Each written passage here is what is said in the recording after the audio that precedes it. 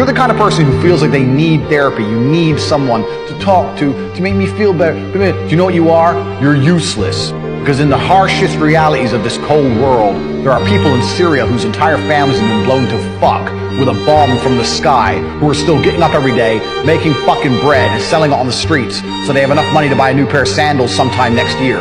While you're crying about fucking nothing with your first world bullshit to some dickhead therapist who probably does coke on the weekends. I was a 4-time kickboxing world champion. For 12 years, I trained 5 hours a day, 6 days a week.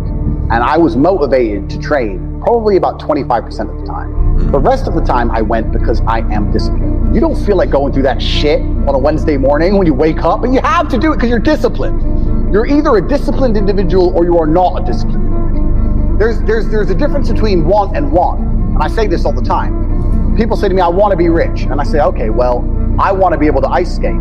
But I don't want to be able to ice skate enough to go learn how to ice skate because I can't be bothered. I mean, surely if I could click my fingers and be a figure skater, I'd click my fingers. Who wouldn't? But I don't want to actually go train because I don't want it enough. And this is the exact point with money. Everyone wants money put on their lap. If you truly wanted money, you wouldn't be able to sleep until you fucking had it. When a black billionaire meets a white billionaire, do you think there's any racism? Do you think they care? He's a billionaire, I'm a billionaire. Both our yachts are in Monaco. He's from Algeria, he stole all the gold. I'm a stock market whatever. There's no racism. The racism's for the poor people. Because if you keep the poor people divided, they can't wake up long enough to do what I did and read about how money works. Because if they do that, we got big trouble, right? Then the slaves will wake up. You don't want to deprogram the slaves. So you have to convince the slaves that it's not the monetary system's fault that you're broke.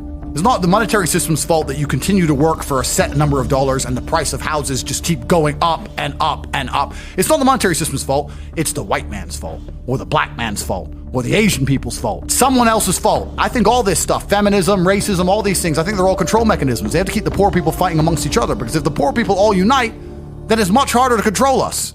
What's a good wage in England? 100 grand a year? 100 grand, yeah. 100 grand a year, good wage, yeah? What's that, on 100 grand, what are you paying, 40 or 50% tax? Probably about 40%. Okay, so let's say you're getting 60 grand a year. Let's imagine you're earning 100 grand a year. You're successful inside of the matrix. You're a successful slave. You make 60 grand a year. Let's imagine you can live for free, eat for free, you walk to work, you never buy clothes. Let's imagine you save 100% of your money, 60 grand each year. I don't want to do the math off the top of my head, but my Bugatti was 5.2. What is that? Is that like 90 years? That's a lifetime of slave work without spending a penny ever once. To by the time you're a fucking geriatric and can't function, you might be able to buy one of my 30 cars. If that does not tell you the matrix must be cracked and there's other ways to make money, then nothing fucking will.